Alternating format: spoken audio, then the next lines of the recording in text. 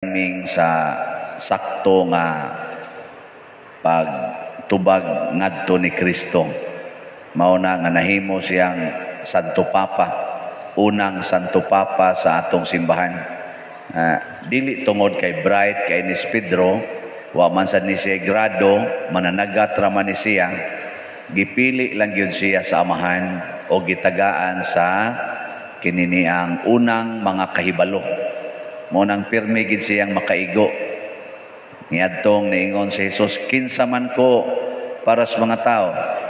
Awagi nakatubag siya ra sad niingon, ikaw mao ang anak sa Dios. Nahimo dayon siyang Santo Papa. Karon sad gipangutana na sad ni Jesus, unsa man mo? Mubiya mo nako? Kaya wa naman, namiya naman ang tanan. Wa na may nagpabilin. Ang kadto naman lang 12. Bunga sa tingalis kaikog ba? Sila may sige kuyog-kuyog.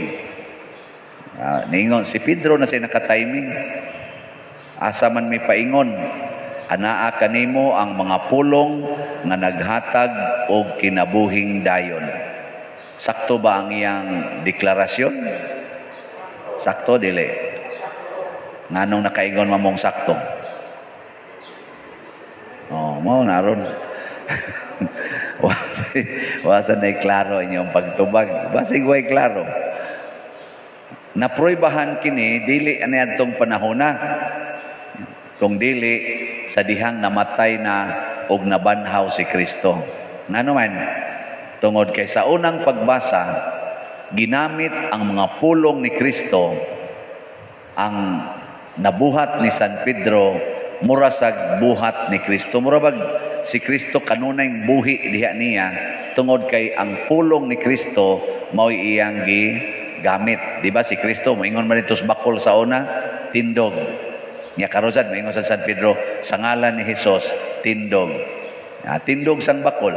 Sa una sad dihay namatay giingnan ni Kristo, talita kum. Talita tabita. Talita kum. Ato pa bangon. Inday, bangon. Karon sad si Pedro sad, si Dorcas, iya sang giingnan, bangon. Bangon sad ang minatay. Kamo kuno ingna kuno nang imong tupad. Ingna mamatay ka. Musunod na.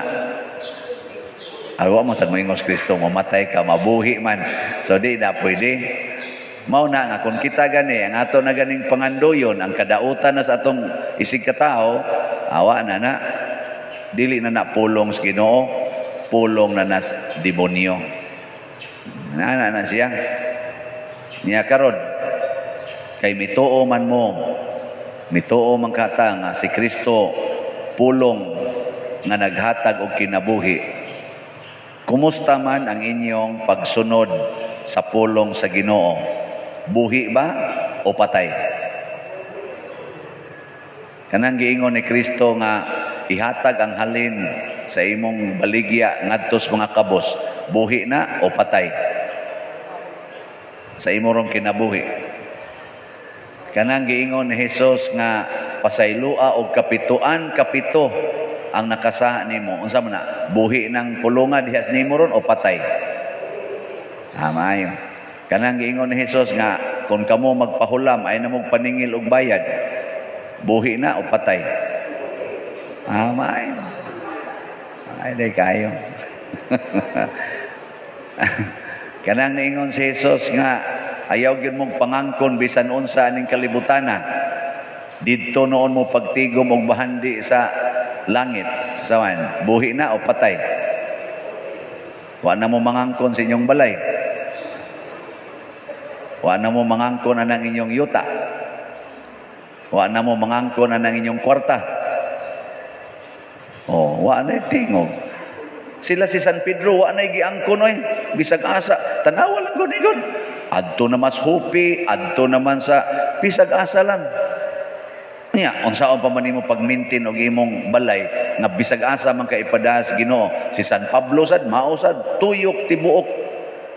Lalawigan sa mga pagano, wa na siya'y balay, wa na siya giangkon nga balay, wa na gani sila'y pagkaon. Nya kamo, sige pa mong pangangkon. Mao na. Ang pari nangangkon sa kolekta. Oh, lain ra ba kay mong tinanawan ako? Mao na lagi ang pulong sa Ginoo kinabuhi. Pero pwede natong patyon sa atong kinabuhi. Kay ilisa nato sa pulong sa tao. Karon ato naman yung giilisan. Ang tao karon magsige magpangandoy og kwarta, mao naman ginay gitudlo ros mga tao, kwarta. Mo nang pasalamat lang pud ta nga naa pagyud mo. Nga wa mahigugmas kwarta. No, sakto ko no. Di man mo ngano di man mo muuyon sa kung kamo ba salamat sa Ginoo nga naa pa mo nga wa gyud mahigugmas kwarta. Sakto ko dili. Maayong. Nya, kumusta mang inyong paghog sa kolekta? Unsa may inyong ihog? Ang kinadak-an o ang kinagamyan?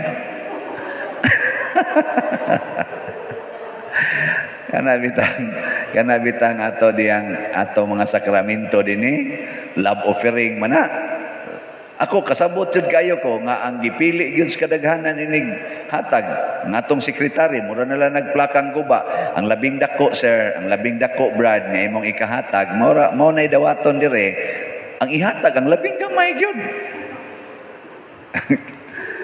Ang ano may mo ko labing gamay kay gamay man kayong ihatag. Ang imposiblihan noon magtan-aw tas naong bang magpabunyag nya mohatag og sa gatos nya nindot kayo og sakyanan yaw sa gatos ihatag kuan na sakto ka na nya inig uli igadto nimo balay og imong sundan gaasal ay didto ni kabinuhim sa to nila pader nya perti pag yung ino ana nya na mao na siya magpakasal hatag lago sa kalibo. Ana niya porting daghana giimbitar nga mga mutambong sa kasal mugastog tag 100,000 kapin daha sila mga hotel nganong kadto may imong gigastuag maayo nga diri sa simbahan nga mo'y nakapabalaan sa imong kinabuhi isip minyo di manong kamo hatag og kinadakan katong 100,000 mo ihatag diri ang 1,000 mo igastuha bitaw aron makita gis Ginoo nga mas importante ang sakramento para nimo kaysa kaon kay di adiri ang pulong sa Ginoo di adiri ang gaingon sukad karon kamo mahimo ng usa wa man to sila magsulti ana karon igbunyag karon gidawat ka na sa katilingbang Kristohanon anak ka na sa Dios pinaagi sa tubig ug sa espiritu di amo na diri gisulti gud tuwa din na dito gisulti des inyo nya dili day ka magpasalamat day maayo ang kana man kinagamyan imo itunol tungod lang kay love offering wa gid kay gugma diri ang imong gugma tuwa didto nya katurabang imong gipang-imbitar di gidto mutabang nimo og pananglitag maimpierno na kapadong musaway noon to nimo pananglitag makasaha ka oy libakon ra gyud kaadto nila di gidto mutabang ari diri di ba pakumpisalon din kaspari wagtang din imong sala di ba wa man mo iklaro nga suporta ning akong mga pahimangno lagi na siya importante kaayo nga makasabot ha unsa gipulong sa Ginoo si San Pedro si San Pablo kani si San Vicente Ferrer gihimo man nilang buhi pasabot gisunod man nila ang pulong sa Ginoo na pamatud-an gyud nga ang pulong sa Ginoo gahom og kinabuhi daghan kay silang milagro nga nahimo bisan gani si Pedro kalungsod San Lorenzo Ruiz bisag patay na sila San Roque patay na sige lang gyapong himog milagro kay nganuman nangamatay sila nga naghimo gyud sa pulong sa Ginoo nga buhi diha silang kinabuhi At istingin ni karon inig uli buhia ang pulong sa Ginoo. Labi na ginang pulong nga niingon, ayaw paghingag buang, tunto, kuanggol, way kapuslanan sa imong isig katao. Kana lang. Ayaw paghingan. In short, ayaw pamalikas. Sa atong English na, don't say bad words. Kana lang usa. Naa man ginas Bible, gisulti man gina ni Kristo nga ang maghingag buang siyang isig katao, mamiligro gyud ngadto sa impierno. Kana lang kuno bi, himuha kuno nang buhi, kitang tanan din agyud mamalikas. Kana lang usa. Masan? Agree? Nya kiningon masan si Kristo, kinsa tong masuko sa iyang isig katao, mabanlod gyapos impierno. Sige, atong punag ikaduha, di na mamalikas, di na masuko. Kana lang usa. Okay na ninyo? Sagdilagdag kinabitay mo, ay lang usag kasuko. Di bitaw, ayaw sag pangabitay. Pero kana lang usang duha ba? Mola na yato yung klarohon. Ayaw pamalikas, ayaw kasuko. Lagi, pugong tanahan, himoo na itong buhi ang pulong sa Ginoo. Basta lagi, daghanang milagro mahitabo siyang balay anak. Kanang imo mga anak, sige na nagduol nimo, kaya di naman ka masuko, dinas kang malikas. Ang sakristan, magsige nagduol sa pari. Karon, lihay mo kayong sakristan. Liktor gani, munas ginhawang agwanta. Pero din ani masuko, din asa ni mag awa man nung ko'y balikas no, di na ni masuko. Ay kaning gamisa ron, ay suod na kay ni. Pero may rasang dili kay sila mo suod kay kas kay gasto. Dagan kay tagpakanunon di bitaw. Okay ra nay kaon ana sa dagang donation. Pero ang ako lang ba nga di unta ta mupatay sa pulong sa Ginoo. Kay buhi ko na, kinabuhi ko na, atong buhion.